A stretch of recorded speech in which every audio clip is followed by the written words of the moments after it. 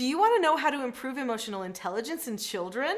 Well, I'm Nicholeen Peck, and I teach self-government, which means that a person learns how to master themselves. This requires emotional intelligence, and so that's what we're going to be talking about in this video.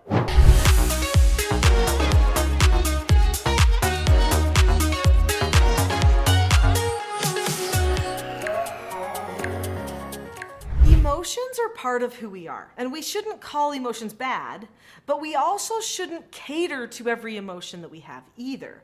So emotional intelligence is when a person recognizes what an emotion is. Basically, a person says, oh, there's a cue, I feel an emotion right now. That's a flag.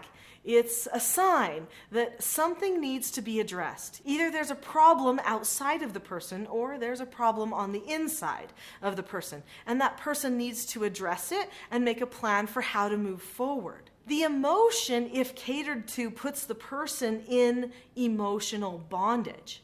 But if the person has emotional intelligence, then that person is free to choose what to do with that emotion because they know what it is and they know it's up to their front part of the brain, the prefrontal cortex, to make a plan for how to handle that emotion and the possible problem associated with it. So in this video, I'm going to share with you 6 things that we can do to help our children improve their emotional intelligence and find the freedom and strength to know that they can make a choice. Number 1, improve family bonding. So the family is the first social unit in a person's life. It's the first and most basic social unit in all of society. If a person feels bonded to their family, believe it or not, that helps them have the freedom that they need to analyze what's going on inside.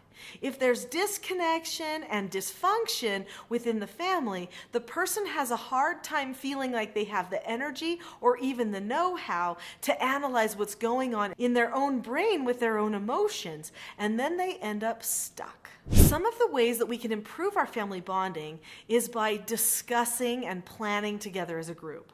One thing that we do in the Peck family is we have regular family meetings. So every Sunday at our house is family meeting night.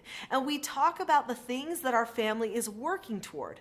We also have a family vision, which is a plan or a picture of who our family is becoming in the future. This family vision helps unite us, gives us something to talk about when we feel like we need to check up on how our family relationships are doing. Family bonding also requires time. There are multiple different ways that we can spend time with our families. We can have family activities, which I highly recommend scheduling one family activity, at least one, every week as a family.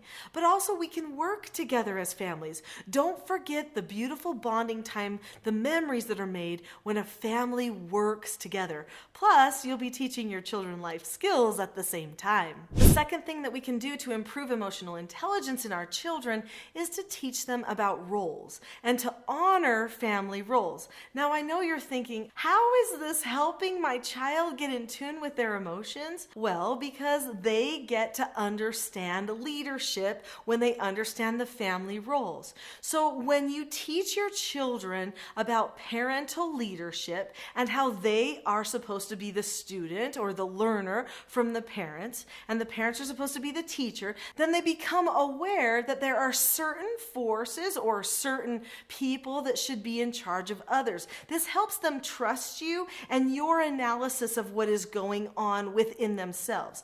If they are going to become emotionally intelligent, they have to have someone to discuss the emotions with. They need to know who they go to for direction and to staff this emotional situation with. You should be that person. You're the leader. The other thing that roles teach the children is that in their bodies, they have to pick who the leader is. So our bodies are made up of 3 different forces. We've got the body voice, which talks about all of the emotions, it's our senses, our cravings, stuff like that. Then we have the intellect, which does the analyzing and the thinking and planning out.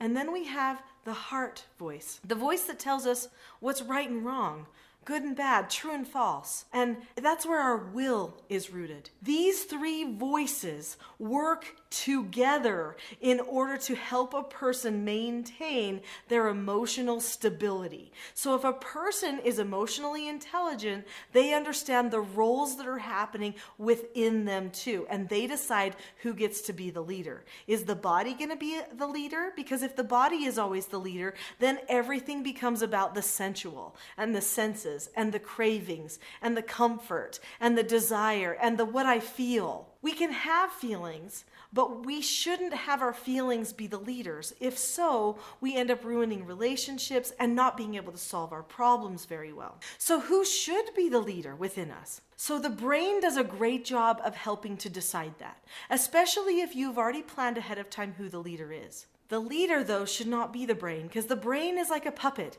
and it can be easily swayed by emotion or by the will. So that means our heart voice, or our voice of the will, should be the one that is leading out. So if you've decided ahead of time, I want to be in control of my emotions, I want to make decisions and analyze them and decide which way to move forward, then you know that your will already has a craving to be the one in charge, to find the truth, which is usually the job of the heart or will, or some people call it the spirit of the person. So if your heart is in charge, then the moment the person feels an emotion, they can say, wait, that's an emotion. What is my will? Do I want to follow that emotion?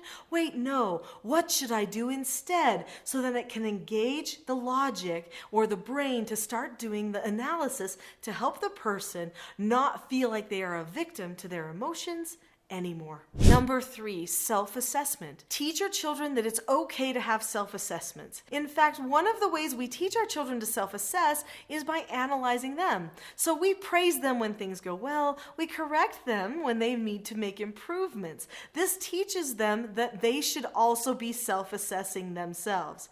And it also shows them, if we do it with calmness and caring, that self-assessment is safe. It's okay. The Teaching Self-Government program that I've created is all about embracing self-assessment and making plans for better decisions and understanding and managing those emotions that people feel and that might get in the way. To find more out about the Teaching Self-Government Parenting Program, you might want to look for my parenting course at teachingselfgovernment.com. Number 4, teach a person how to say okay and be okay.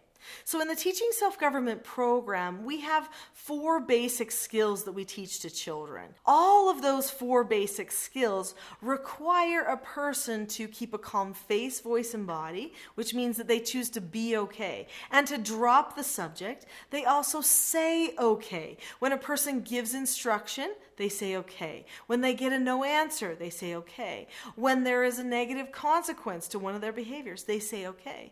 When they disagree appropriately and another person does not agree with them or give them what they want, they say okay. And they drop the subject. Teach them that it's okay to say okay and to be okay. This brings me to number 5, which is disagreeing appropriately. If you want to improve the emotional intelligence in your child, teach them how to communicate and disagree with somebody else in an appropriate way. This process of seeking to understand and then be understood is exactly what they have to do within themselves in their brains. And it helps them also understand where other people are coming from. So the skill disagree appropriately is the gateway skill to self-government.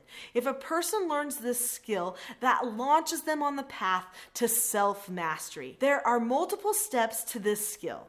You look at the person, keep a calm face, voice, and body, say that you understand the other person's point of view, share your point of view, listen to what they have to say, and then say okay and drop the subject. Now that doesn't mean that you have to agree with the person, but you have to just accept that's where they're coming from. Sometimes you can change a person's opinion. In fact, there are certain ways that we use this disagree appropriately skill as parents to help our children learn even more that they are able to control themselves by using this skill. So the Teaching Self-Government Parenting course goes into great detail about how to help your children master this skill and choose not to go out of control when they don't get their way.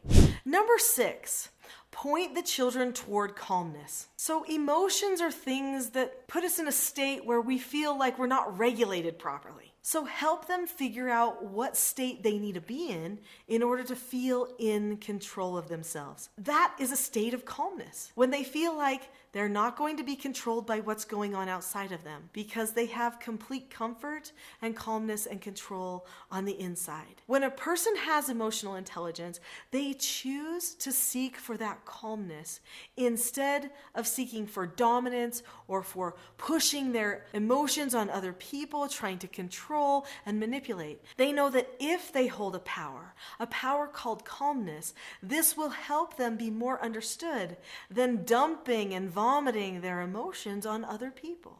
Emotions are important, but they never truly are understood unless a person shares them with love and calmness. If you need more help sharing with love and calmness to your children, if your children need more help communicating calmly, then you might want to have my free Calm Parenting Toolkit.